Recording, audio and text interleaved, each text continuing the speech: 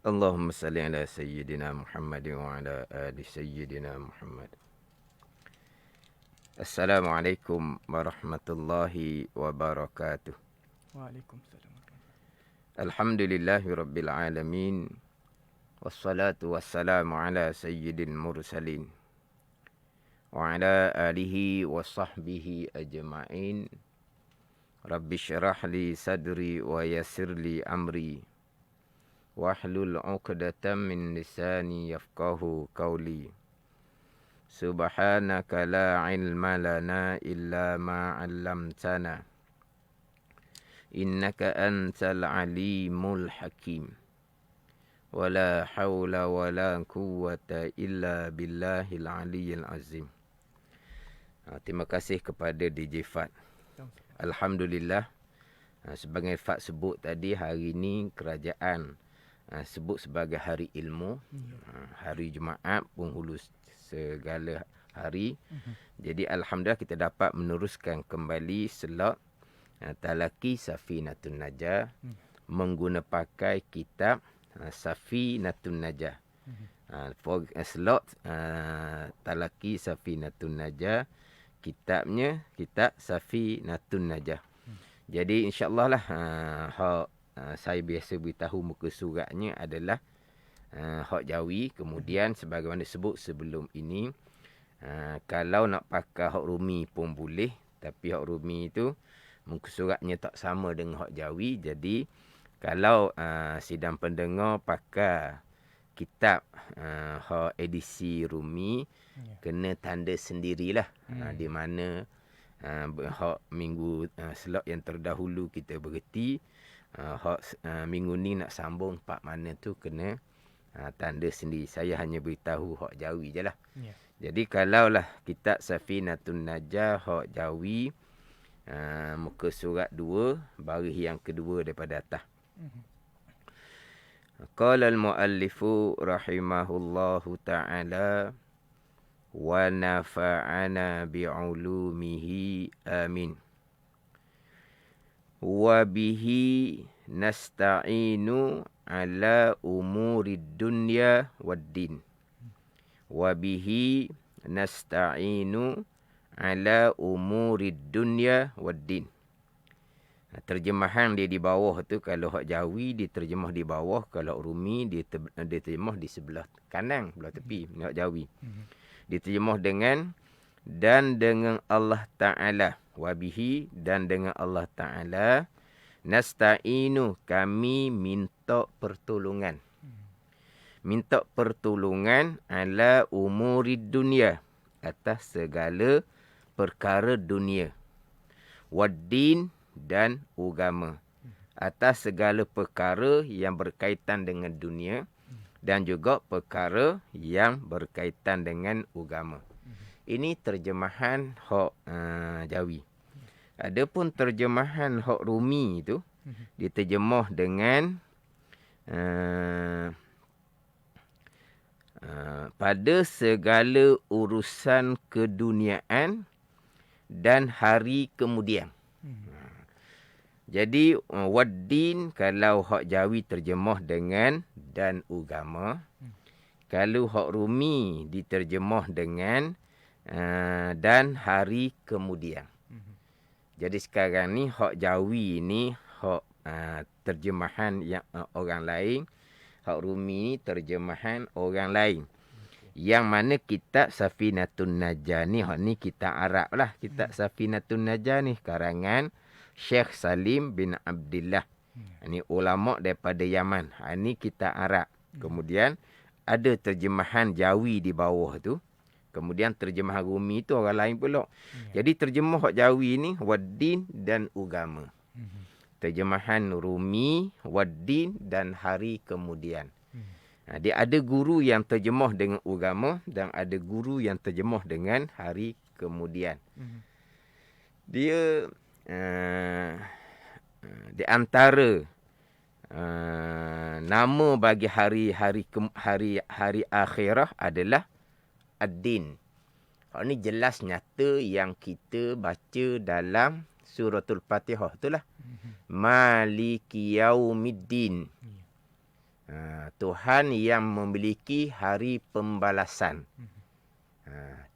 Maliki yaumiddin, Tuhan yang memiliki, bukan memiliki hari agama, memiliki hari pembalasan. Sebab hari akhirat, kita masyhurnya dengan hari akhirat. Ataupun hari kiamat. Kiamat ke, akhirah ke. Cuma kita biasanya kalau kiamat ni, kita hanya nampak tiup sangkakala yang menghancurkan langit dan bumi. Kita nampak situ.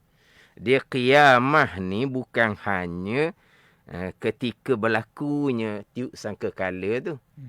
Kiamat ni hari akhirat.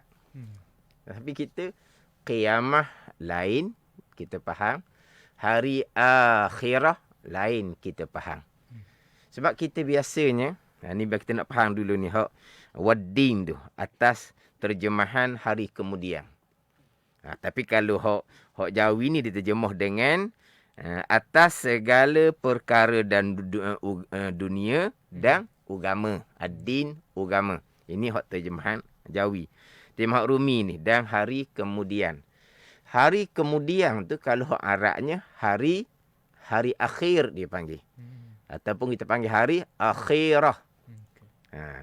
Dan kita kalau rukun iman, yang kelima beriman dengan hari akhirah. Hari kemudian. Hari akhir. Hak tu hak masyhur bagi kitanya. Kalau sebut kata hari kiamah, kita hanya nampak hari kiamah ni, tadilah tiup sangkakala yang menghancurkan langit dan bumi. Dia kiamah ni, qiyam. Qiyam ni bahasa Arab, tapi rasa-rasanya kebanyakan kita tahu makna qiyam. Ialah kita rukun sembahyang. Di antara rukun sembahyang adalah qiyam. Makna apa? Berdiri. Jadi kita biasalah tu, walaupun bahasa Arab lah, tapi kita biasa. Qiyam maknanya berdiri. Jadi qiyamah ni, asal dia qiyamah ni, berdiri dan bangkit daripada kubur selepas tiup sangkakala yang kedua. Kemudian berdiri di hadapan Allah di padang mahsyar. Itu qiyamah. Bukan hanya qiyamah ini hancur dunia tu saja, bukan. Itu asal makna dia lah. Jadi qiyamah ke, hari akhirah ke, yaumuddin ke, sama je. Sebab dia hari qiyamah, hari akhir, dia ada ratus dia punya nama. Tapi tadilah masyhur kita adalah hari akhir, hari akhirah, hari kemudian.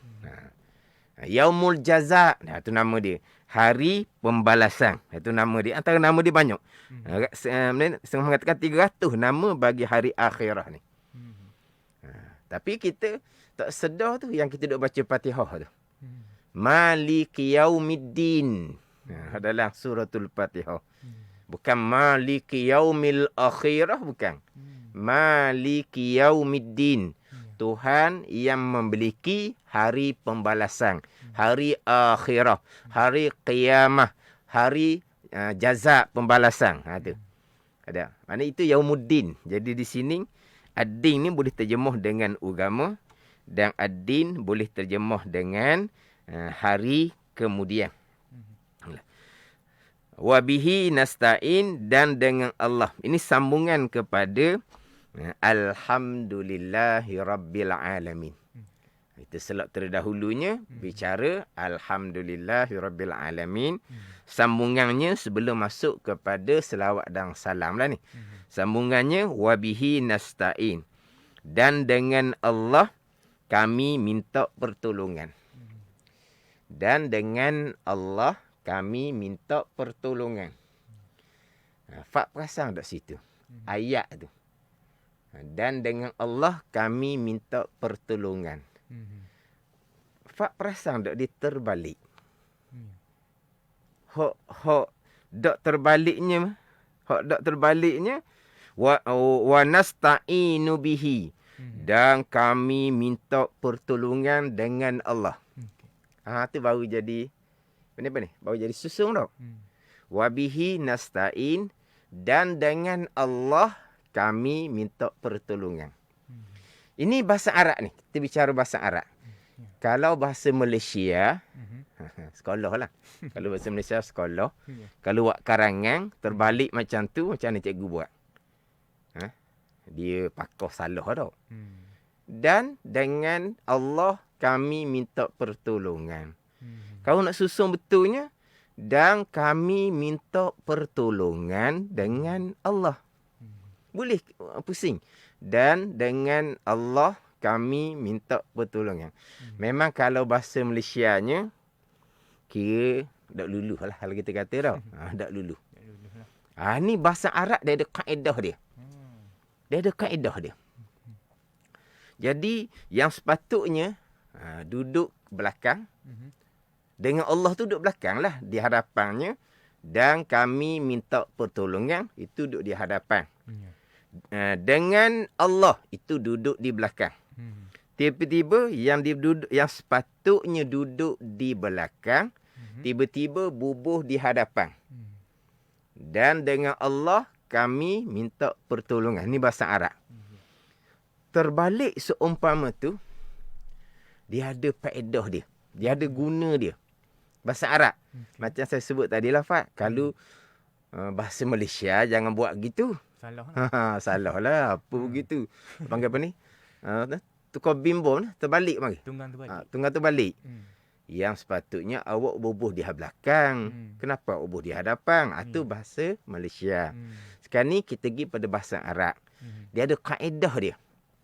Dia panggil taqdim buma hakut takhir, dia panggil. Mendahulukan barang yang sepatutnya duduk kemudian. Dan dengan Allah kami minta pertolongan. Dan dengan Allah tu sepatutnya duduknya kemudian. Tiba-tiba duduk bubuh di hadapan. Ni. Kita tak perasan aja kita sebenarnya. Yang kita baca Fatihah, Iyyaka na'budu wa iyyaka nasta'in. Dan akan dikau ya Allah kami sembah. Dan akan dikau ya Allah kami minta pertolongan. Ada terbalik tu, Fat. Kalau susun kok, dan kami sembah akan dikau ya Allah. Dan kami minta tolong akan dikau ya Allah. Tiba-tiba, iyyaka na'budu wa iyyaka nasta'in. Dan akan dikau kami sembah. Dan akan dikau kami minta pertolongan. Tu. Tu sama tu. Apa faedah dia? Kalau letak terbalik seumpama tu. Dia faedah dia, bahasa Arab dipanggil hasar. Bahasa Arab ni. Saya sendiri pun kadang-kadang nak terjemah tu tak pandai. Kok Malaysia ni nak terjemah tu, apa dia hasar? Kadang-kadang diterjemah dengan tersimpan. Tersimpan ni bukan kata simpan barang, bukan. Tersimpan ni kalau kita terjemah betul benar, dia akan keluar jua. Hanyalah. Wabihi nasta'in, dan dengan Allah jualah kami minta pertolongan. Itu jua tu. Faedah di situ. Iyyaka na'budu, dan akan dikau jua ya Allah kami sembah. Wa iyyaka nasta'in, dan akan dikau jualah kami minta pertolongan. Tidak kepada yang lain. Itu hasar dia panggil. Nak kata mana hasar ni bahasa Arab. Tapi bahasa kitanya, masa saya belajar dulu, memanglah disebut sebagai tersimpan. Tapi bahasa Malaysia kita ni tersimpan tu faham ke tak makna, tak tahulah. Tapi kalau nak sebutnya, kalau kita keluar jua. Wabihi nasta'in, dan dengan Allah jua kami minta pertolongan. Kami tidak minta pertolongan kepada selain daripada Allah. Fatihah tadilah. Iyyaka na'budu, dan akan dikau jua ya Allah kami sembah. Kami tidak sembah kepada yang lain. Wa iyyaka nasta'in, dan akan dikau jua ya Allah kami minta pertolongan. Kami tidak minta pertolongan kepada yang lain daripada engkau ya Allah. Ni hasar dipanggil. Dia bahasa Arab ni, dia punya kaedah bahasa dia lah. Hasar ni banyak lah. Dia belah-belah nak jadi hasar ni. Ni sebagai contoh. Ni sebagai tambahan. Dalam kalimat tauhid kita, la ilaha illallah. Tiada Tuhan melainkan Allah. Tak sama dengan bermula Allah ialah Tuhan. Ni tak ni. Nafi dulu. Tolak dulu. Tiada Tuhan yang disembah dengan sebenar melainkan Allah. Dia panggil apa? Nafi.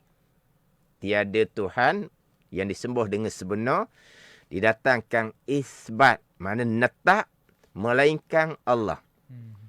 Nafi kemudian isbat. Apa dia punya faedah dia? Faedah dia hasar. La ilaha illallah.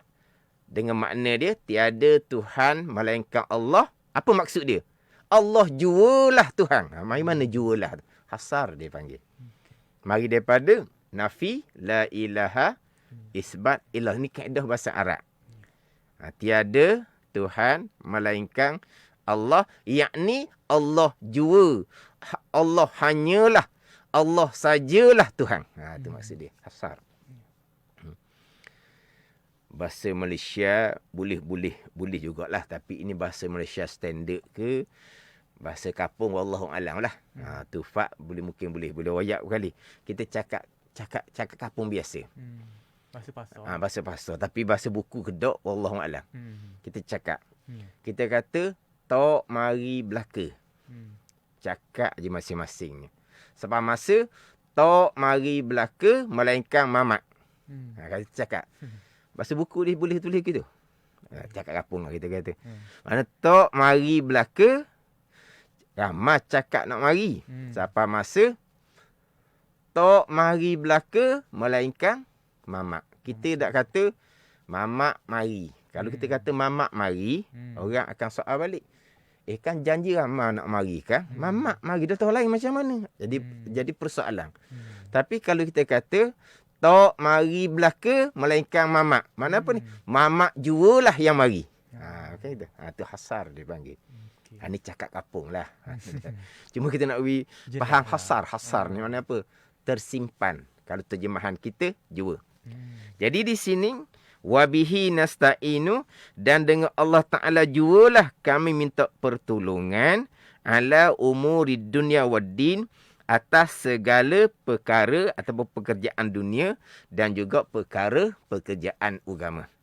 Dengan Allah jualah kami minta pertolongan.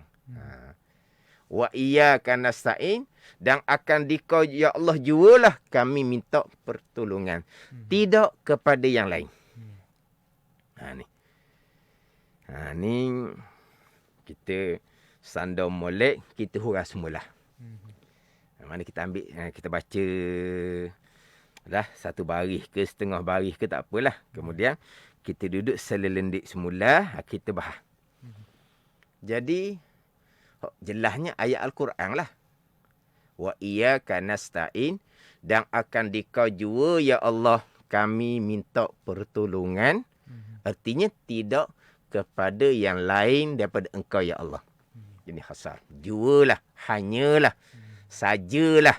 Tu. Banyaklah bahasa tu. Jualah lah mudahnya. Jadi macam mana pula kita minta tolong sesama kita? Sekarang ni dalam kitab wabihi nasta'in, dan dengannya dengan Allah nasta'in, kami minta pertolongan. Kenapa? Dengan Allah jualah kami minta pertolongan. Macam mana pula kalau kita minta pertolongan kepada selain daripada Allah Subhanahu Wa Taala?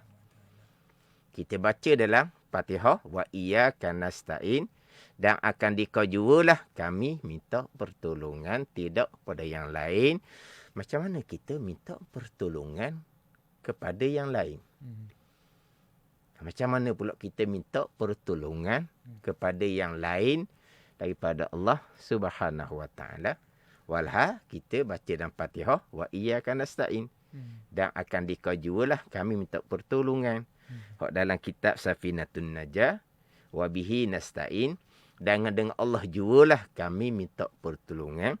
Sama ada pekerjaan dunia, pekerjaan agama, pekerjaan akhirah, kami minta pertolongan dengan Allah Ta'ala juga. Macam mana kita minta pertolongan sesama kita? Waktu kata kena duduk selelendik molek, biar faham molek. Kadang-kadang dia sepitah lalu tu panggil peselapih itu dibawa kepada salah pemahaman syariat agama Allah Subhanahu wa taala. Waktu kata kena duduk molek tu. Kita biasa dengar hadis. Nabi SAW bersabda, hadis ni yang diriwayatkan daripada Ibnu Abbas radhiyallahu anhu, hadis Imam Tirmizi. Iza sa'alta fas'alillah wa iza sta'anta fasta'in billah. Apabila kamu meminta, Nabi kata, pintalah kepada Allah.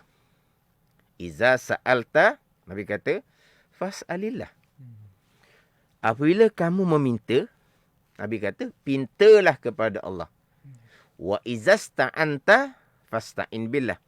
Dan apabila meminta tolong, pohonglah kepada Allah Subhanahu wa taala. Bertepatan di sini. Nabi kata pohong, nak minta dengan Allah. Nak pohong kepada Allah Subhanahu wa taala.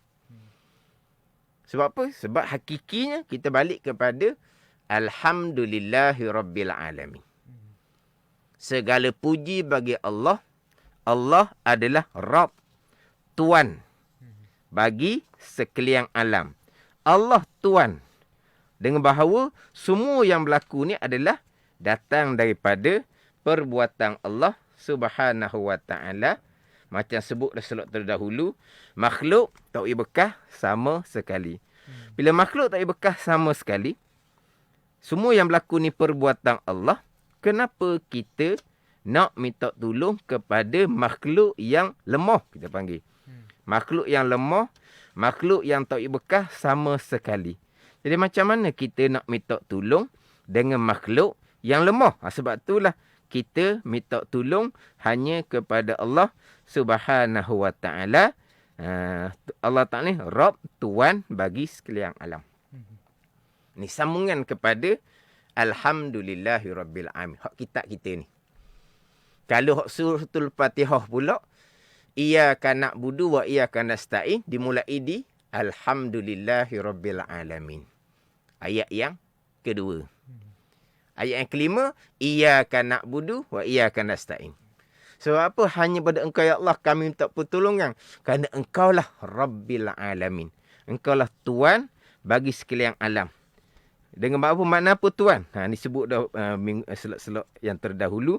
Tuan dengan makna yang memiliki, yang menyusung, yang mengatur dengan bahawa segala yang berlaku datang daripada Allah Subhanahu wa taala.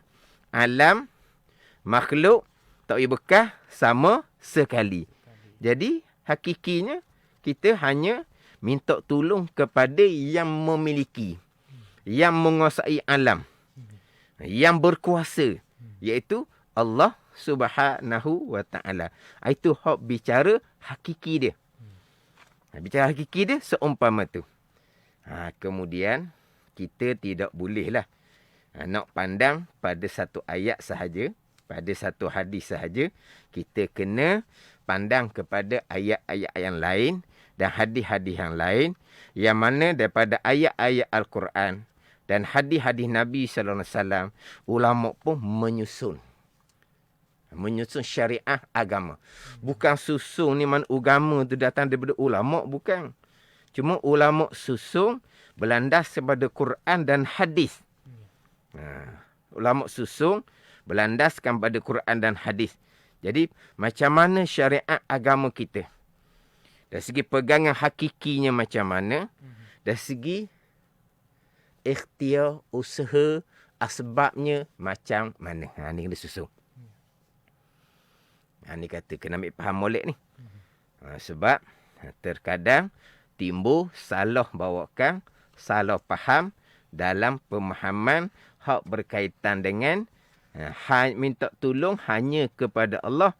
macam mana pula minta tolong sesama kita.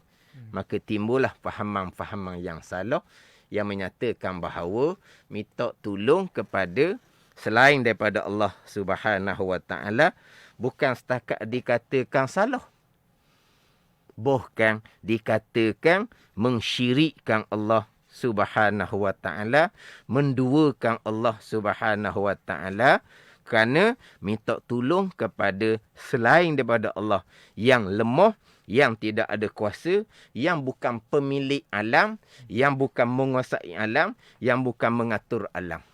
Pemilik alam hanyalah Allah Rabbil Alamin, Allah Subhanahu Wa Taala. Sebab peringkat menafikan ketauhidan seseorang kerana meminta tolong kepada yang lain. Bahkan menuduh dengan kesyirikan.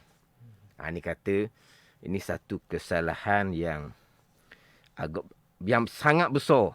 Kesalahan yang sangat besar. Macam hak selok terdahulu, kesalahan yang besarnya menyandarkan kepada asbab, dikatakan tak ada tauhid, tak ada iman. Makna apa? Mensyirikkan Allah.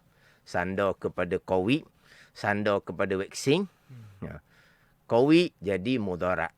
Vaksin mudah-mudahan jadi manfaat. Syirik kerana menyandarkan mudarat kepada COVID, makhluk yang lemah. Kemudian menyandarkan manfaat insya-Allah kepada vaksin, makhluk yang lemah. Maka dikatakan mensyirikkan Allah, lari daripada disiplin tauhid. Itu salah yang sangat nyata. Salah yang besar tu. Satu kata kena satu-satu kena ambil faham molek. Jadi kemungkinanlah untuk selok kali ni wabihi nasta'inu ala umurid dunia waddin ni pun mungkin kena sambung pula di selok akan datang. Kemungkinanlah. Masa kita pun begitulah. Kita nak setengah dah ni, ada lagi dalam 10 minit lebih-lebih gitulah. Jadi hak berkaitan dengan akan dikauju ya Allah kami minta pertolongan. Berkaitan dengan hadis Nabi, iza sa'alta fas'alillah wa iza sta'anta fasta'in billah. Bila kamu meminta, pintalah kepada Allah. Dan bila kamu minta tolong, pohon hanyalah kepada Allah. Ini bicara hakiki dia seumpama tu. Hakikinya seumpama tu. Tetapi tidak menafikan ikhtiar usaha, asbab, minta tolong sesama kita. Yang ianya adalah syariat Nabi sallallahu alaihi wasallam. Itu syariat Nabi sallallahu alaihi wasallam. Bahkan orang yang sentiasa menolong orang lain selepas diminta ataupun tidak, ada kedudukan tersendiri di sisi Allah Subhanahu Wa Taala. Orang yang sentiasa menolong, tidak menghampakan permintaan seseorang, dia ada kedudukan yang tersendiri di sisi Allah Subhanahu Wa Taala. Jadi berkaitan dengan asbab, abang kata sebab musabab ikhtiar usaha, minta tolong menolong, itu adalah syariat Nabi sallallahu alaihi wasallam. Segi hakikinya memang hanya kepada Allah Subhanahu Wa Taala. Sebab apa? Sebab hanya Allah yang berkuasa. Tapi macam mana pula kita minta tolong pada yang lain? Sebab dalam ayat-ayat Al-Quran dan sebagaimana yang berlaku pada Nabi SAW dan para sahabat, berlaku syariat tolong menolong. Kata-kata kena ambil ayat-ayat yang lain, kita kena faham molek, bukan hanya faham satu ayat sahaja. Ayat yang biasa dibaca adalah wa ta'awanu 'alal birri wat taqwa. Tuan kata wa ta'awanu 'alal birri wat taqwa. Dan tolong menolonglah kamu atas kebajikan dan ketakwaan. Tuhan kata tolong menolong kamu atas kebajikan dan ketakwaan. Tuhan kata tolong menolong. Walah antara kita ni semuanya adalah makhluk. Makhluk tak ada daya upaya pada hakikinya. Kenapa tolong-menolong Tuhan perintah? Itu dipanggil asbab. Ikhtiar usaha yang diperintah oleh Allah Subhanahu wa taala. Tapi berlakunya tolong-menolong, dapatlah kebaikan daripada tolong-menolong, dapatlah manfaat dari tolong-menolong, kesemuanya adalah milik Allah Subhanahu wa taala. Kesemuanya kembali kepada Allah Subhanahu wa taala. Dapat kebaikan daripada tolong-menolong, dapat manfaat daripada tolong-menolong, alhamdulillah. Semuanya datang daripada Allah Subhanahu wa taala. Tapi hakikinya memang hakiki dengan makna sebenar-benarnya memang yang menghasilkan pertolongan hanyalah Allah Subhanahu wa taala. Kalau kita baca di dalam ayat Al-Quran, contohnya dalam Suratul Kahfi. Dalam Suratul Kahfi yang dibaca pada malam dan hari Jumaat. Dalam ayat tu cerita berkaitan dengan satu kaum yang meminta pertolongan dengan Zulkarnain. Zulkarnain ni seorang raja yang soleh daripada bangsa Himyar di negeri Yaman. Jadi dalam Suratul Kahfi itu menceritakan berkaitan satu kaum yang minta pertolongan dengan Zulkarnain. Sebab Ya'juj wa Ma'juj ni dia melakukan kerosakan atas muka dunia. Jadi kaum tu minta pertolongan dengan Zulkarnain. Kemudian Zulkarnain pun menjawab, qala ma makkanni fihi rabbi khairun fa'inuni biquwwatin aj'al bainakum wa bainahum radma. Di Suratul Kahfi ayat yang ke-95. Kata Zulkarnain pula, apa yang tak dikuasai kepada aku ni oleh Tuhan aku lebih baik daripada bayaran yang kaum tu tawarkan kepada Zulkarnain. Lepas tu Zulkarnain mengatakan, fa'inuni, maka tolong oleh kamu akan daku. Tengok tu. Biquwatin, dengan kekuatan. Aj'al bainakum wa bainahum radma, agar aku membuat di antara kamu dan di antara mereka radma, dinding. Mana apa tu? Fa'inuni, kata Zulkarnain. Tolong oleh kamu akan daku. Disuruh kaum tu tolong menolong. Ini syariah dia panggil. Begitu juga dalam Suratul Namli ayat yang ke-78. Hak berkaitan dengan Nabi Sulaiman alaihissalam. Ni saya pun nak baca ayat tu pun mungkin tak sempat. Tapi sidang pendengar boleh tengoklah. Suratul Namli ayat yang ke-38. Dalam ayat tu Nabi Sulaiman alaihissalam tanya pembesar. Siapakah di kalangan pembesar ni yang boleh mendatangkan mahligai Ratu Balqis? Ni kisah ni biasa orang dengar lah. Kisah Nabi Sulaiman AS dengan Ratu Balqis. Jadi, Nabi Sulaiman AS ni tanya pembesar dia, siapa dengan pembesar ni yang boleh mendatangkan mahligai Ratu Balqis sebelum datang mereka itu akan daku dalam keadaan menyerah diri. Kata Nabi Sulaiman. Dia tanya pembesar dia. Lepas tu jawab, jin Ifrit jawab, dia boleh mendatangkan mahligai Balqis sebelum Nabi Sulaiman bangun daripada tempat duduk Nabi Sulaiman.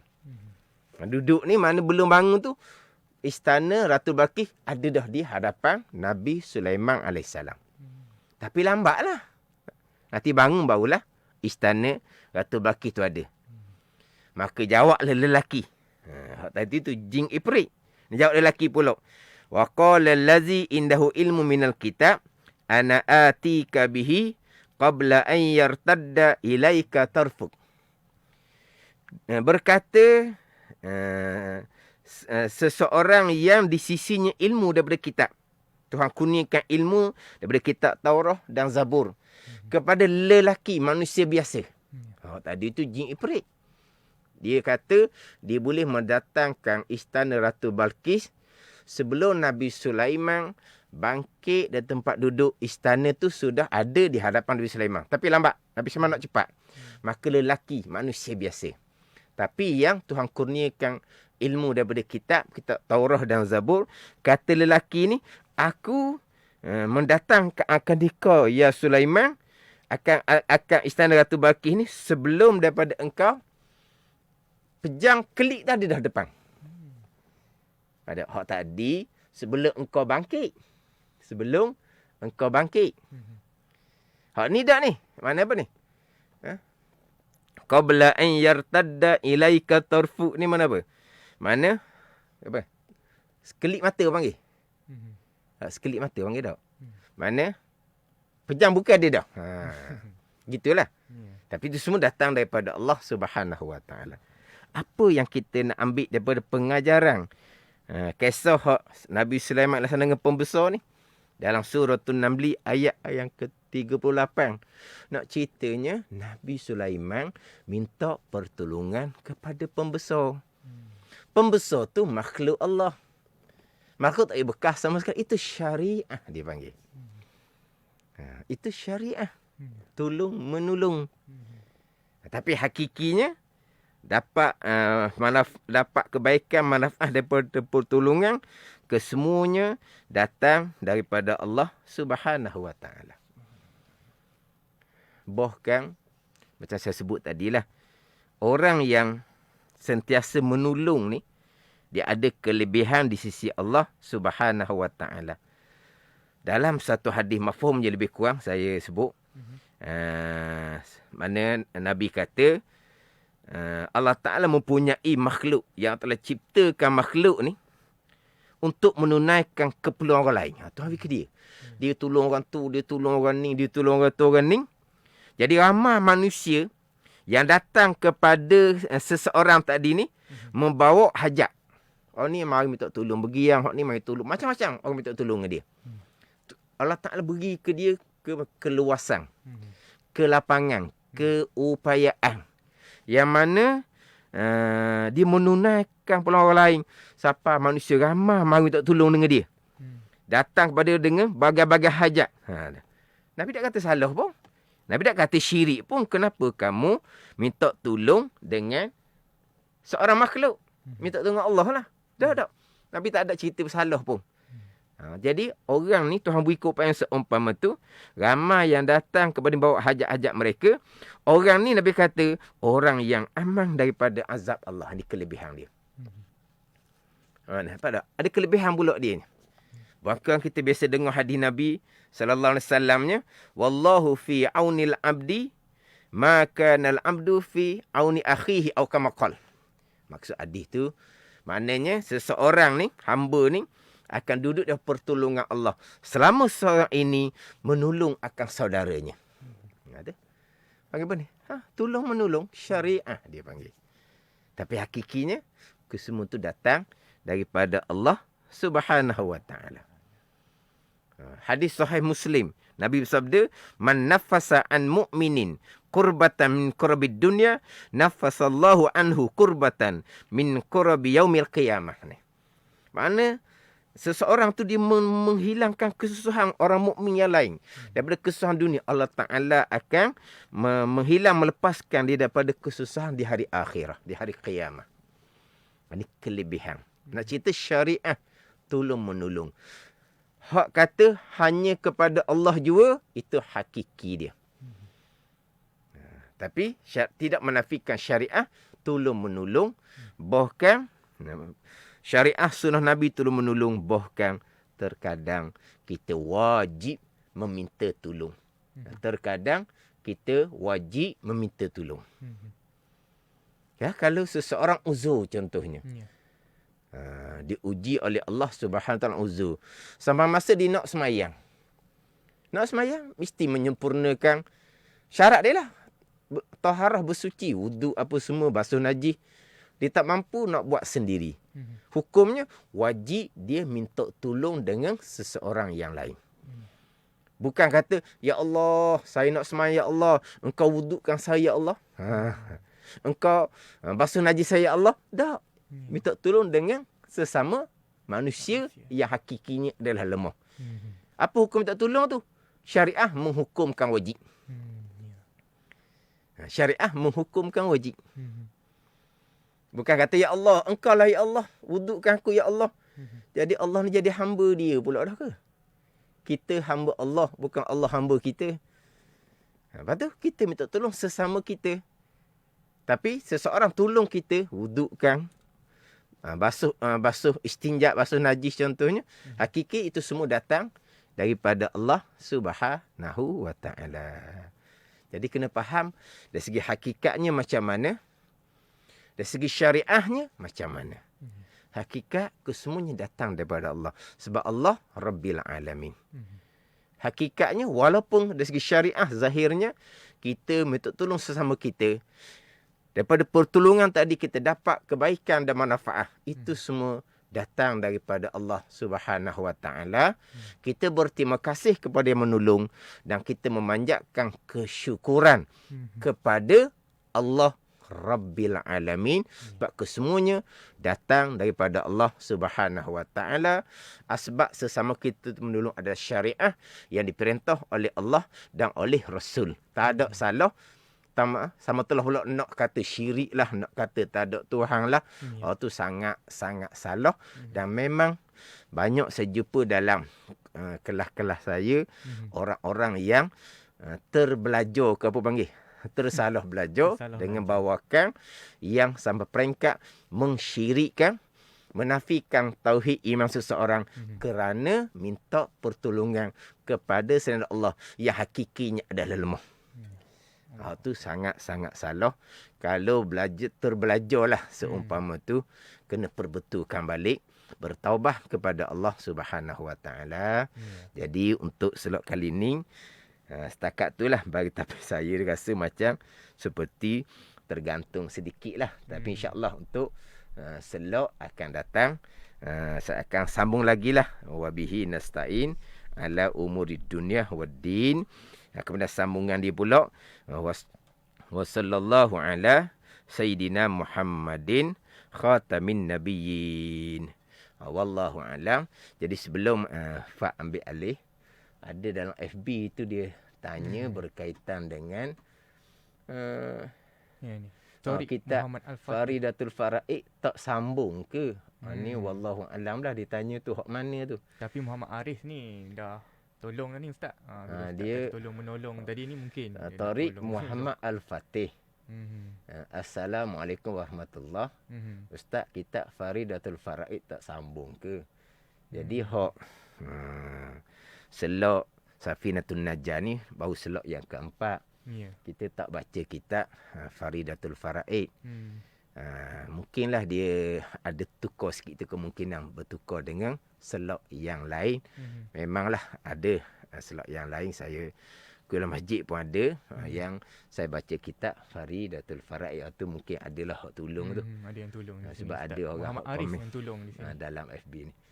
Jadi setakat itulah, wallahu alam. Jadi terima kasih kepada anda semua juga yang mana menyaksikan secara langsung di ruangan Facebook Muhammad Sofian. Alhamdulillah, terima kasih Ustaz dan DJ Fad. Sama-sama. Maria Muhammad kata, Alhamdulillah, terima kasih Ustaz dan DJ Fad. Sama-sama. Ramai yang memberi komen di sini. Terima kasih banyak-banyak. Ada yang saya baca tadi dari Seremban pun ada. Terima kasih kepada anda semua yang mengikuti kelas Talaki Safinatun Najah pada hari ini. InsyaAllah di episod yang akan datang nanti, di hari dan juga di waktu yang sama, kita sambung lagi untuk ilmu yang seterusnya. Jadi jutaan terima kasih kepada anda semua yang sekarang ini berada di ruangan Facebook Manis FM. Jadi kepada anda semua juga yang ikuti kami secara frekuensi, terima kasih juga kepada anda semua. Alhamdulillah, semoga dapat memberikan sesuatu yang bermanfaat untuk anda semua. Okey, jadi yang menyaksikan kami juga, anda boleh share apa yang telah pun kita pelajari hari ini kepada grup-grup yang lain. Semoga kita dapat manfaat yang seterusnya. Jadi Ustaz, kita tutupkan dengan doa penutup daripada Ustaz sendiri. Ustaz. Bismillahirrahmanirrahim. Alhamdulillahirabbil alamin. Wassalatu wassalamu ala sayyidil mursalin wa ala alihi wa sahbihi ajma'in. Allahumma aftah alaina futuhal arifin Allahumma allimna ilma akadamin wa fahimna famasabikin warzuqna ruqat talibin. Allahumma zidna ilma wa alhikna bis salihin. Wa sallallahu ala sayyidina Muhammad wa ala alihi wa sahbihi wa sallam. Walhamdulillahi rabbil alamin. Wassalamualaikum warahmatullahi wabarakatuh.